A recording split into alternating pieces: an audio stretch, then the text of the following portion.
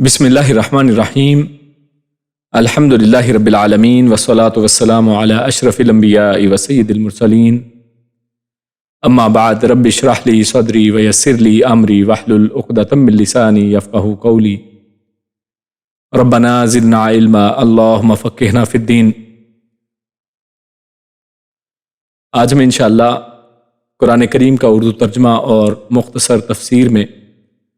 سورۃ المائدہ کی آیت نمبر 105 سے 108 تک کا مطالعہ کریں گے، اور ان آیات کے اندر ہمارے سامنے جو موضوعات ہیں وہ 3 بڑے موضوعات ہیں، جن میں سب سے پہلا موضوع اپنی اصلاح کی فکر کے حوالے سے ہے، اور اس کے بعد جو معتبر گواہی ہے جس کا اعتبار کیا جائے گا اس کا اللہ رب العزت نے طریقہ، اور پھر اس کے اندر اللہ رب العزت نے کیا حکمت رکھی ہے اس کا تذکرہ آئے گا۔ تو اپنے سب سے پہلے موضوع کی طرف بڑھتے ہیں کہ اپنی اصلاح کی فکر کرنے کے حوالے سے اللہ رب العزت کا قرآن کیا کہتا ہے۔ اعوذ باللہ من الشیطان الرجیم، یا ایہا الذین آمنوا علیکم انفسکم لا یضرکم من ضل اذا اہتدیتم الی اللہ مرجعکم جمیعا فینبئکم بما کنتم تعملون۔ اللہ فرماتا ہے یا ایہا، اور یا ایہا یہ یا کی ہی مانند ہے۔ یا کا معنی ہوتا ہے اے، اور آپ نے دیکھا ہوگا کہ کبھی یا کا لفظ استعمال ہوتا ہے اور کبھی یا ایہا کا۔ تو یا تو عموماً استعمال ہوتا ہے ہر طرح کے اسم کے لیے، لیکن ایسا اسم کہ جس کے ساتھ الف لام لگا ہو، جیسے یہاں پر الذین، تو الف لام سے آغاز ہو رہا ہے، تو اس لیے الذین یا الف لام سے شروع ہونے والے کسی بھی اسم کے شروع میں جب اے کے لیے لفظ استعمال کیا جاتا ہے تو یا کی بجائے یا ایہا اس کو استعمال کیا جاتا ہے، تو مطلب دونوں کا ایک ہی ہے۔ خیر، یا ایہا اے الذین، وہ لوگ جو آمنو ایمان لائے ہو، علیکم تم سب کے اوپر ہے، انفسکم، انفس یہ نفس کی جمع ہے، کم تمہارے، یعنی تم پر تمہارے نفس ہی ہیں، یعنی مطلب یہ کہ تم پر اپنے نفسوں کی فکر وہ لازم ہے۔ لا نہیں، یضرکم، یضر وہ نقصان پہنچائے گا، کم تم سب کو، من جو ضل گمراہ ہو جائے، یعنی گمراہ تمہیں نہیں نقصان پہنچا پائے گا، اذا جب اہتدیتم تم ہدایت پر رہو، یعنی جب تم ہدایت پر رہو تو گمراہ تمہیں نقصان نہیں پہنچائے گا۔ الی اللہ، الی طرف اللہ، اللہ اللہ کی طرف، مرجعکم تمہیں لوٹنا ہے، جمیعاً تم سب کے سب کو، فینبئکم، اور نبا ینبی یعنی خبر بتانا، خبر دینا، پھر وہ خبر دے گا، پھر وہ بتائے گا تم سب کو، بما ساتھ اس کے جو، کنتم یعنی تم سب تھے، تعملون تم سب عمل کرتے، پھر وہ تمہیں بتائے گا، خبر دے گا اس چیز کی کہ جو تم کیا کرتے تھے۔ تو یہ آیت ہم نے آیت نمبر 105 اس کا ترجمہ دیکھا، تو اب اس آیت کی مختصر تفسیر آپ کے سامنے رکھتے ہیں۔ تو اللہ رب العزت نے اس آیت کے اندر جو شروع ہی میں ارشاد فرمایا، یا ایھا الذین آمنوا علیکم انفسکم، یعنی اپنی اصلاح کی سب سے پہلے انسان کو فکر کرنی چاہیے، یعنی ایسا نہیں ہے کہ انسان دوسروں کی فکر میں لگا رہے، دوسروں کے عیب تلاش کرتا رہے، دوسروں کی غلطیاں جو ہیں وہ ظاہر کرتا رہے، اور ان کو بڑے بڑے لمبے چوڑے لیکچر دے، لیکن اپنی فکر نہ کرے۔ تو لہٰذا انسان کو اپنی اصلاح کی بھی فکر کرنی چاہیے اور اپنی اصلاح کو بھولنا نہیں چاہیے۔ تو یہ اصل میں اس آیت کا جو مین موضوع یہ ہے، اور آگے اللہ فرماتا ہے لا یضرکم من ضل اذا اہتدیتم، یعنی اگر تم سیدھے راستے پر ہوگے تو گمراہ لوگ تمہارا کچھ نقصان نہیں کر سکیں گے، یعنی اس سیدھے راستے پہ رہنے کا فائدہ کیا تمہیں ہوگا کہ تم اپنے جانوں کی اپنی فکر کرو، تو اس کا فائدہ یہ ہوگا کہ گمراہ لوگ تمہیں گمراہ نہیں کر پائیں گے۔ تو اسی لیے آپ دیکھیں گے کہ اکثر لوگ جو گمراہ ہو جاتے ہیں، گمراہیوں کے راستے پر چلنا شروع ہو جاتے ہیں، وہ ایسے لوگ ہیں جو اپنے آپ ہی سے بالکل یعنی لاپرواہ ہیں، ان کو اپنی کوئی فکر نہیں ہوتی، انہوں نے اپنی اصلاح کے لیے زندگی میں کوئی وقت نہیں لگایا ہوتا، کوئی دین نہیں سیکھا ہوتا، جس کی وجہ سے کیا ہوتا ہے کہ طرح طرح کے شکوک و شبہات جو ہیں وہ کبھی انٹرنیٹ سے، کبھی واٹس ایپ سے، فیس بک سے دیکھے اور ان کے اندر انسان بہتا چلا جاتا ہے۔ تو انسان کی اپنی ہدایت کے لیے یہ ضروری ہے کہ انسان اپنے نفس کی حفاظت کرے، اپنے نفس کو نہ بھولے۔ جب دوسروں کو کوئی بات بتائے تو سب سے پہلے اس کے لیے اس کا مصداق اپنے آپ کو رکھے، سب سے پہلے وہ پیغام، وہ میسج وہ اپنے آپ کو دے رہا ہو، اور اگر وہ ایسا کرتا ہے تو اللہ فرماتا ہے لا یضرکم من ضل، تو جو گمراہ ہیں وہ آپ کو گمراہ نہیں کر پائیں گے، وہ آپ کو نقصان نہیں کر پائیں گے۔ اور یہ جو اوپر اللہ نے فرمایا کہ تمہارے لیے تمہارا اپنا آپ ہی جو ہے اس کی اصلاح لازم ہے، تو خود سیدھے راستے اور ہدایت پر رہنے میں یہ بھی شامل ہے کہ نیکی کا حکم دیتے رہیں۔ یعنی ایسا نہیں ہے کہ دوسروں کے اپنی بس فکر کرنی ہے، دوسروں کی فکر نہیں کرنی، بلکہ اپنی فکر میں یہ بھی ہے، کیونکہ اللہ رب العزت ہی نے یہ ذمہ داری ہر انسان کی لگائی ہے کہ وہ وتواصوا بالحق، وہ حق کی وصیت کرے، وتواصوا بالصبر، وہ صبر کی وصیت کرے۔ کنتم خیر امۃ اخرجت للناس، یعنی تم ایک ایسی امت ہو کہ جس کو لوگوں کے لیے نکالا گیا ہے۔ تأمرون بالمعروف وتنہون عن المنکر، تم نیکی کا حکم دیتے ہو اور برائی سے روکتے ہو۔ تو یہ انسان کی اپنی ہدایت ہی کے اندر سے یہ بھی ہے کہ انسان دوسروں کو بھی نیکی کا حکم دیتا رہے اور برائی سے منع کرتا رہے، تو ان کی گمراہی قطعاً تمہیں پھر نقصان نہیں پہنچا سکتی ہے اگر انسان یہ کام جاری رکھے۔ تو جو شخص یہ مشن لے کر گیا ہو، جو شخص یہ مشن اپنے ساتھ رکھتا ہو، تو لہٰذا اس کے گمراہ ہونے کے چانسز بہت کم ہو جاتے ہیں۔ اس آیت کے حوالے سے بعض لوگوں نے یہ سمجھ لیا کہ انسان بس اپنی نجات کی فکر کرے، کیونکہ اس آیت کا پہلا جو ٹکڑا ہے وہ اصل میں یہی بات کر رہا ہے کہ تم اپنی فکر کرو۔ تو بعض نے یہ سمجھا کہ صرف اپنی ہی فکر بس کافی ہے، لوگوں کے ساتھ جو بات چیت کرنا یہ ہماری ذمہ داری نہیں ہے، دوسروں کی اصلاح کی ذمہ داری ہماری نہیں ہے اور یہ ضروری نہیں ہے۔ چنانچہ اس غلط فہمی کا ازالہ کرتے ہوئے ابو داؤد کی ہمارے سامنے ایک حدیث ہے جس میں ابو بکر صدیق رضی اللہ تعالیٰ عنہ نے اپنے خطبے میں انہوں نے اس کا ازالہ فرمایا اور کہتے ہیں کہ لوگو تم اس آیت کو پڑھتے ہو، یہی آیت جو ہم پڑھ رہے ہیں، اور اس کا غلط مطلب لیتے ہو۔ یعنی اس سے پتہ چلا کہ اس معاشرے میں بھی جب یہ قرآن اترا ہے اور صحابہ کرام کا زمانہ ہے، اس میں بھی بعض لوگ اس کا غلط مطلب لے رہے تھے۔ تو وہ فرماتے ہیں کہ اس کا تم غلط مطلب لیتے ہو۔ میں نے رسول اللہ صلی اللہ علیہ وسلم کو یہ کہتے ہوئے سنا ہے کہ جب لوگ ظالم کو دیکھیں پھر اس کا ہاتھ نہ روکیں تو قریب ہے کہ اللہ تعالیٰ ان سب پر عذاب لے آئے۔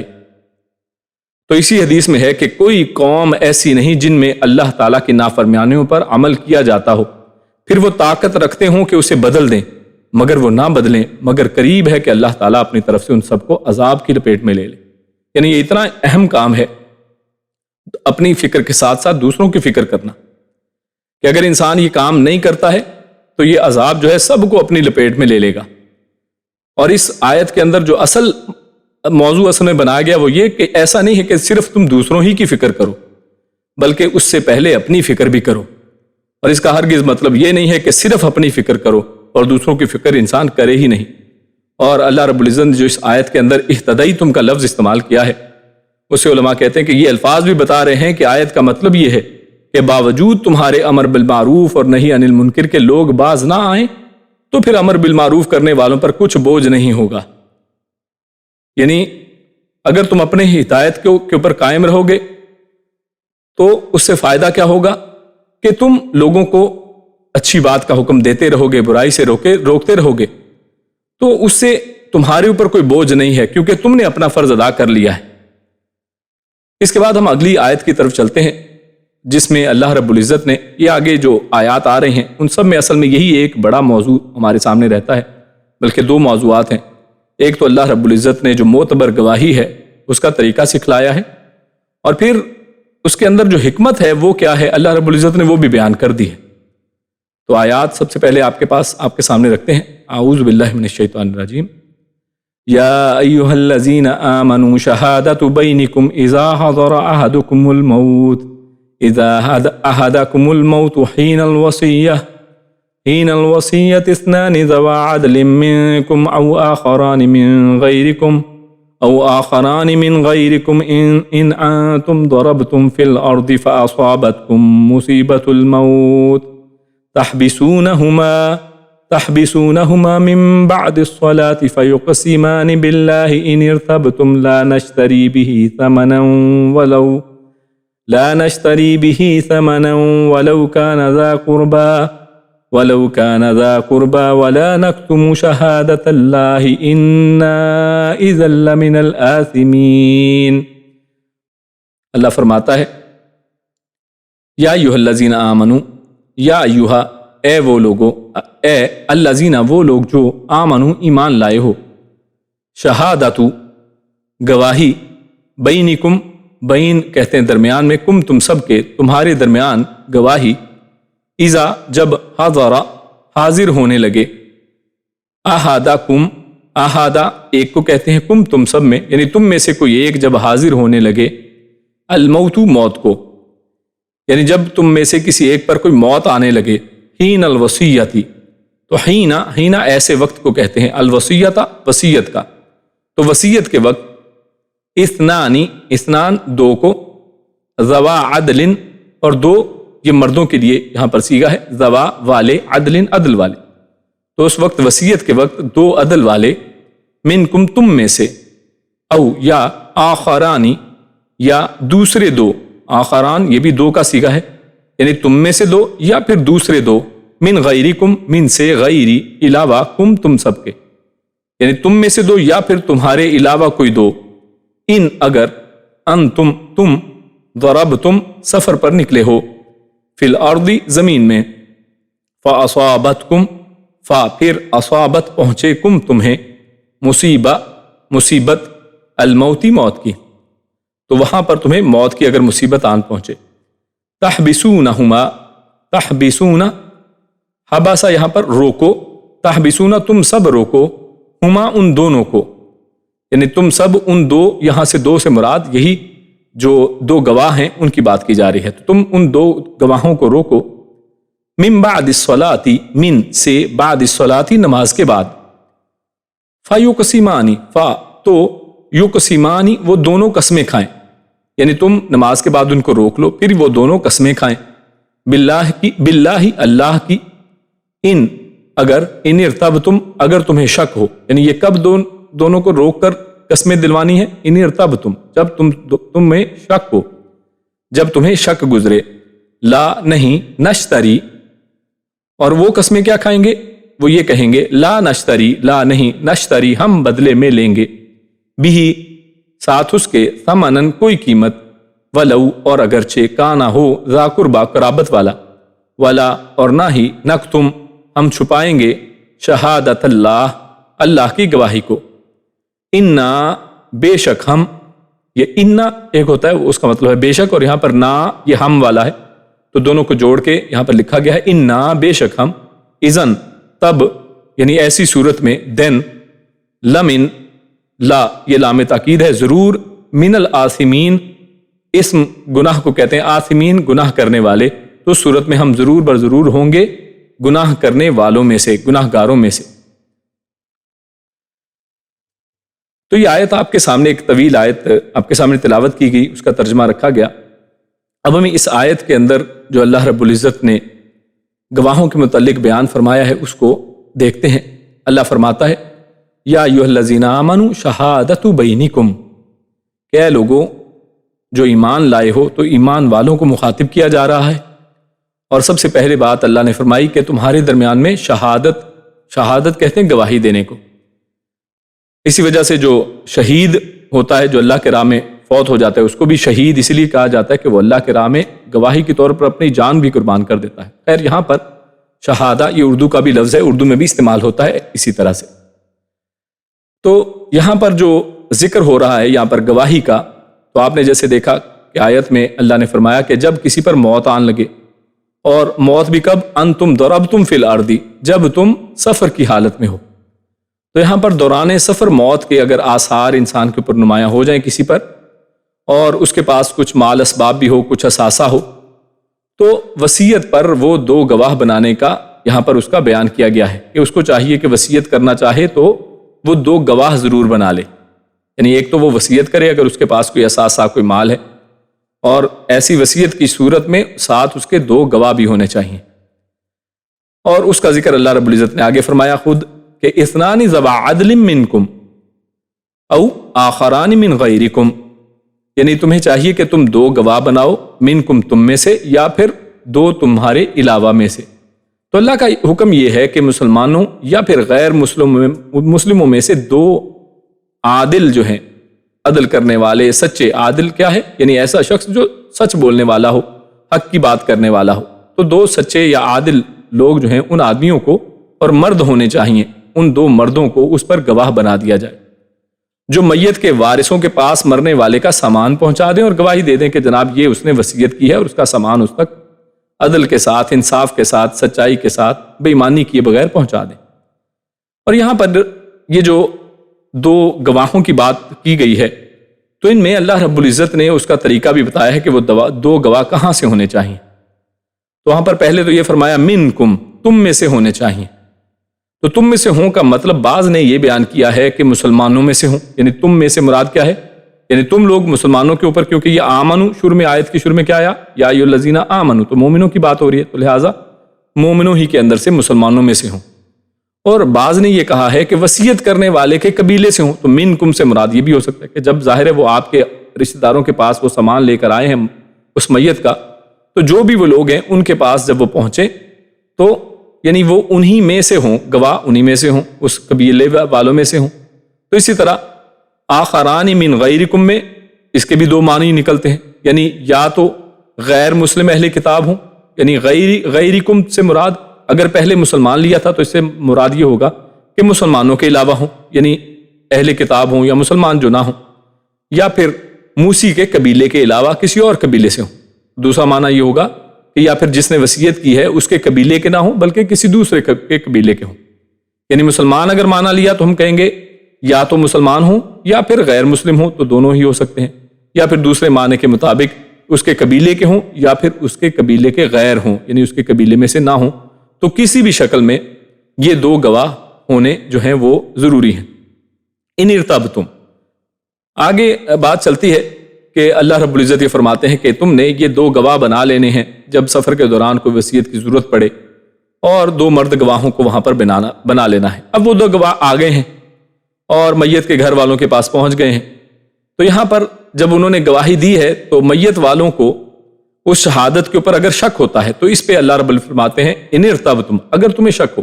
اگر اس کے گھر والوں کو، ورثاء کو شبہ ہو جائے کہ انہوں نے خیانت کی ہے، انہوں نے صحیح طریقے سے عدل سے بات نہیں کی ہے، یا جو مال وہ چھوڑ کر گیا تھا وہ اس مال میں سے کچھ ہیر پھیر کی ہے، بے ایمانی کی ہے، کچھ خیانت کی ہے،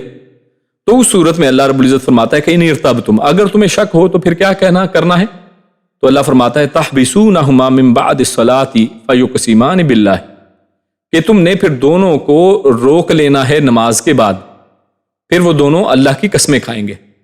تو انہیں نماز کے بعد حلف اٹھانے کے لیے جو روک لیا جائے گا اور وہ قسمیں کھائیں گے، تو نماز کے بعد سے مراد کیا ہے؟ تو اس پہ بھی علماء نے مختلف باتیں کی ہیں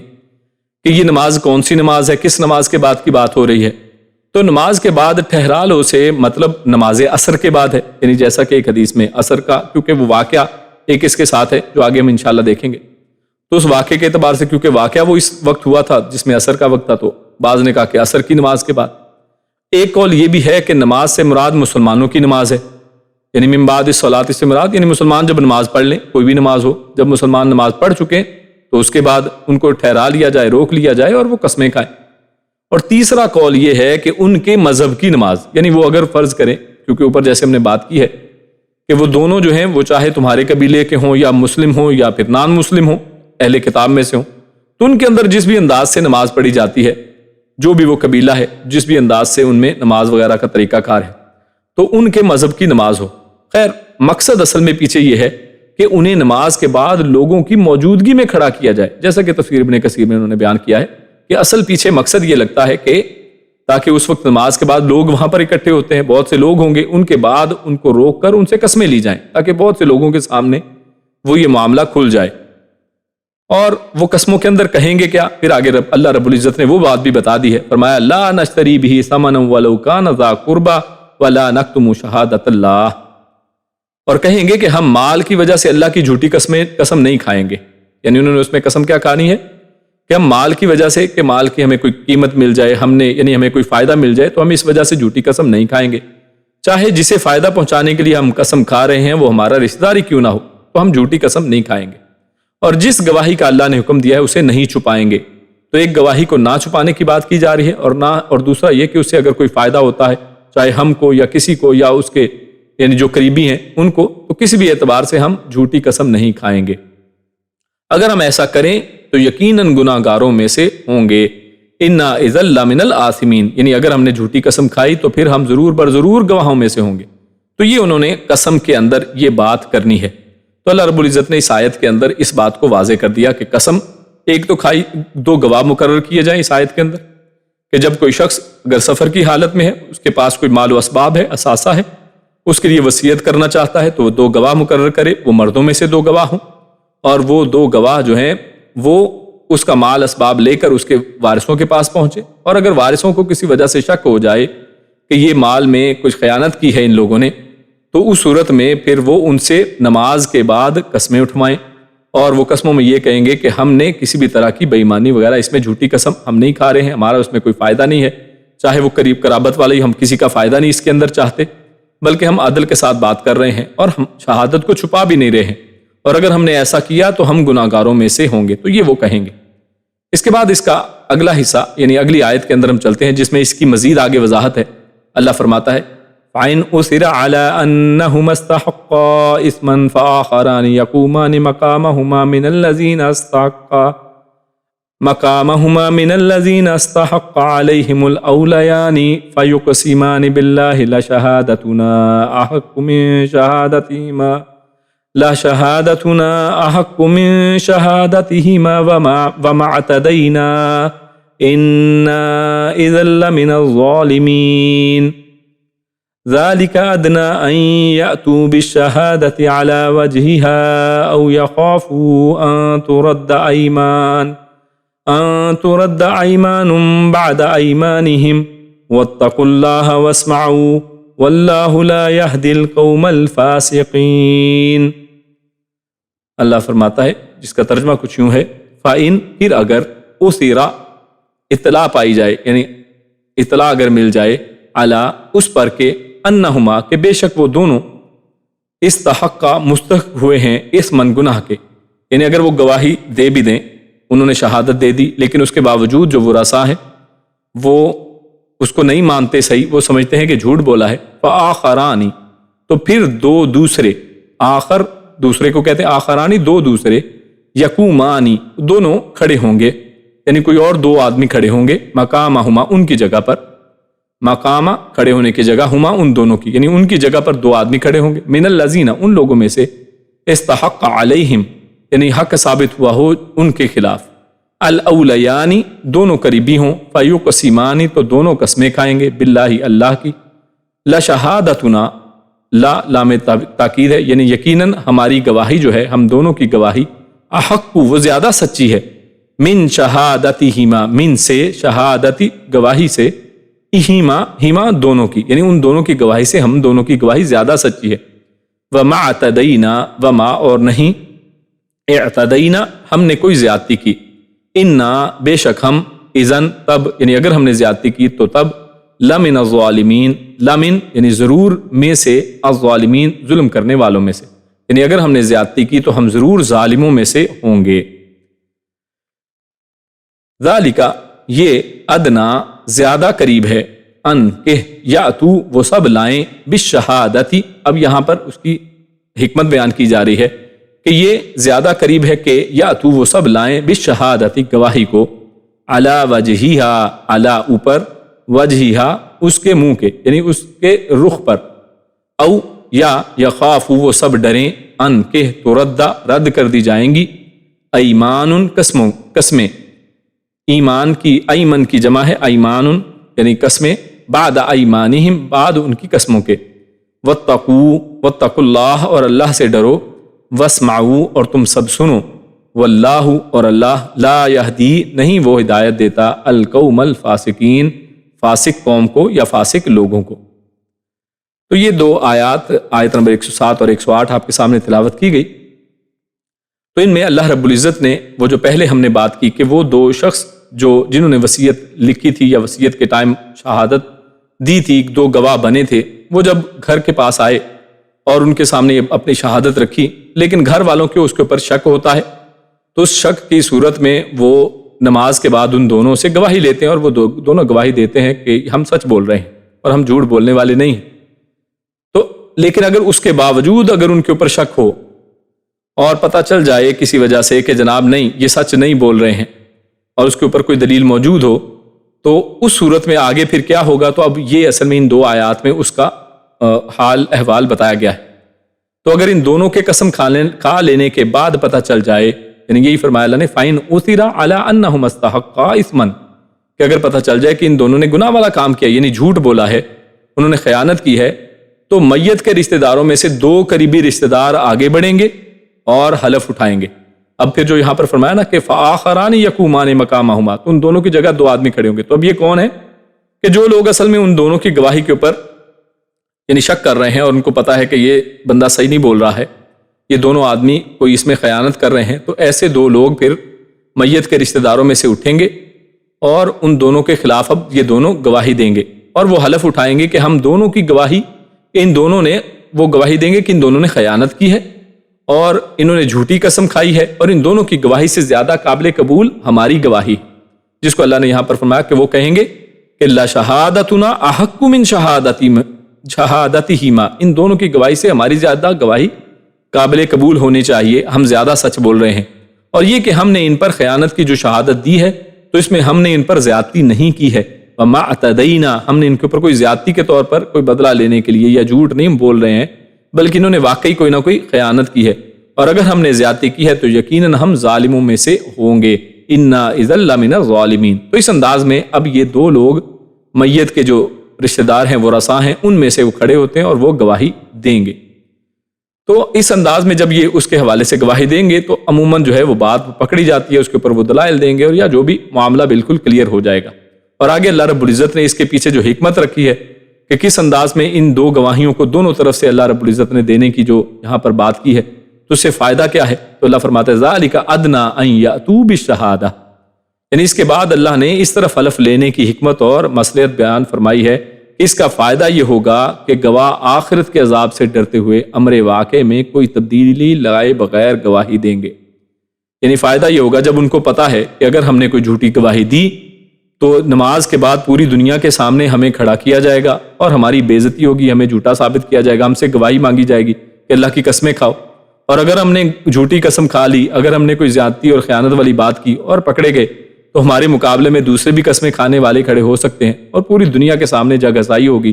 اور آپ کو پتا ہے کہ جب قبائل کے اندر، قبیلوں کے اندر اس کے اندر ایسا معاملہ کیا جائے، کسی بھی ایون خاندان کے اندر، فیملی میں،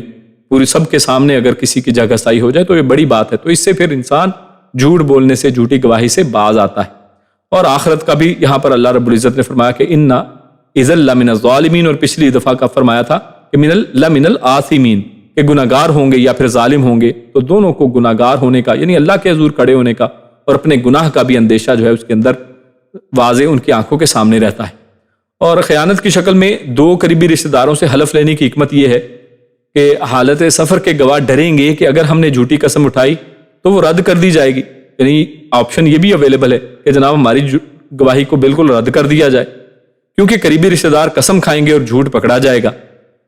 واتقوا اللہ، اور اللہ رب العزت نے آخر میں دیکھیے کیا فرمایا ہے، واتقوا اللہ واسمعوا، یعنی ایک طرف یہ تو بات جگ ہسائی کی بات اپنی جگہ پر ہے، اور اللہ رب العزت نے جو انداز اور گواہیاں دینے کا یہ طریقہ کار بتا دیا، اس سے بات ویسے ہی واضح ہو جاتی ہے اور لوگ ایسا کام کرنے سے ڈرنا شروع ہو جاتے ہیں۔ اور سب سے بڑی بات تو اللہ رب العزت نے آخر میں فرمائی ہے کہ اصل تو یہ ہے کہ واتقوا اللہ، کہ اللہ سے ڈرا جائے، کہ احکامات اور واسمعوا، اور اللہ کے احکامات کو سنا جائے۔ اگر لوگ اللہ کے ان احکامات، جیسے اللہ رب العزت نے ان آیات کے اندر بیان فرمائے ہیں کہ کس طرح سے سفر کے دوران وراثت کے اوپر وصیت دی جائے اور کس طرح سے اس وراثت کے اوپر گواہ بنائے جائیں، اور پورا جو ترتیب آپ کے سامنے آئی ہے، اگر اس کے اوپر عمل کیا جائے، ان احکامات کو سنا جائے اور اللہ کو ڈرتے ہوئے، لوگوں سے ڈرے بغیر ان کے اوپر عمل کیا جائے، تو کتنے بڑے فوائد ہیں۔ خیر، اور اللہ رب العزت نے آخر میں واللہ لا یہدی القوم الفاسقین، کہ اللہ نافرمانوں کو پھر ہدایت نہیں دیتا۔ اگر لوگ نافرمانی کریں گے تو پھر ظاہر ہے ہمارے سامنے معاشرے کے اندر حال ہے کہ کیا حالات ہیں، لوگ کس طرح سے جھوٹی گواہیاں دیتے ہیں، پکڑے ہی نہیں جاتے ہیں کیونکہ ان کو پکڑنے والا کوئی نہیں ہے، کوئی طریقہ کار اپنانے والا نہیں ہے۔ اللہ رب العزت نے تو شریعت میں طریقہ کار بتا دیے ہیں۔ تو خیر اس آیت کے حوالے سے ہمارے سامنے صحیح بخاری کی ایک حدیث کے اندر شان نزول ہمارے سامنے آتا ہے کہ یہ واقعہ اصل میں ہوا کیا تھا۔ تو عبداللہ بن عباس رضی اللہ تعالیٰ عنہما بیان کرتے ہیں کہ بنو سہم قبیلے کا ایک مسلم شخص تمیم داری اور عدی بن بدا کے ساتھ سفر کے لیے نکلا، اور یہ دونوں جو تھے تمیم داری اور عدی بن بدا، یہ اس زمانے میں یعنی اس وقت یہ نصرانی تھے، یہ مسلمان نہیں ہوئے تھے، ابھی عیسائی تھے۔ تو یہ جو بنو سہم کا شخص تھا مسلمان، سہمی کو اس سرزمین پر موت آ گئی، یعنی یہی واقعہ، یعنی وہ سفر کے دوران موت آ گئی جہاں کوئی مسلمان نہیں تھا جسے وہ وصیت کرتا، لہٰذا اس نے اپنا سامان تمیم داری اور عدی کے حوالے کر دیا۔ اور پھر جب وہ دونوں اس کے ترکے کے ساتھ واپس آئے تو ورثاء نے دیکھا کہ چاندی کا ایک جام یعنی ایک پیالہ جو ہے جس پر سونے کے نقش و نگار بنے ہوئے تھے وہ غائب ہے، یعنی وہ تو اس کے اندر ہے ہی نہیں، وہ تو لے کے گیا تھا، گھر سے نکلا تھا، تو اب وہ اس کے اندر کیوں نہیں؟ تو اس کے اوپر ان دونوں کے اوپر شک ہو جاتا ہے۔ تو مقدمہ رسول اللہ صلی اللہ علیہ وسلم تک پہنچ گیا۔ آپ صلی اللہ علیہ وسلم نے تمیم داری اور عدی سے قسم لی اور انہیں چھوڑ دیا، یعنی انہوں نے قسم دے دی اور وہ چھوڑ دیا ان کو۔ بعد میں وہ جام مکہ میں ملا اور ان لوگوں نے جن کے پاس سے وہ جام ملا تھا کہا کہ ہم نے اسے تمیم اور عدی بن بدا سے خریدا ہے، یعنی انہوں نے بھی واضح بتا دیا کہ جناب ان لوگوں نے ہی ہمیں بیچا تھا، ہم نے تو ان سے خریدا ہے، یعنی وہ پکڑے گئے ہیں۔ تو پھر اس سہمی کے ورثاء میں سے دو آدمی کھڑے ہوئے اور انہوں نے گواہی دی کہ یقیناً یہ جام ہمارے قریبی رشتہ دار یعنی سہمی کا جام ہے، یعنی جس شخص سے وہ ملا کہ جس نے خریدا تھا تمیم داری اور عدی سے، تو ان کے سامنے انہوں نے گواہی دی کہ یہ جو جام ہے یہ تو ہمارا ہے، یہ سہمی کا جام ہے۔ چنانچہ یہ آیت انہی کے بارے میں نازل ہوئی۔ تو یہ اس آیت کے اندر انہی لوگوں کے حوالے سے کہ جہاں پر دونوں ہی طرف سے گواہیاں ہوئی ہیں، اور اس پورے واقعے کو اس حوالے سے اللہ رب العزت نے احکامات نازل کر دیے کہ ہونا کیسے چاہیے تھا اور کس انداز میں اس کو لیتے تو اس کے اندر فائدہ حاصل ہوتا۔ تو یہ آیت انہی کے بارے میں نازل ہوئی کہ یا ایھا الذین آمنوا شہادۃ بینکم اذا حضر احدکم الموت حین الوصیۃ اثنان ذوی عدل منکم،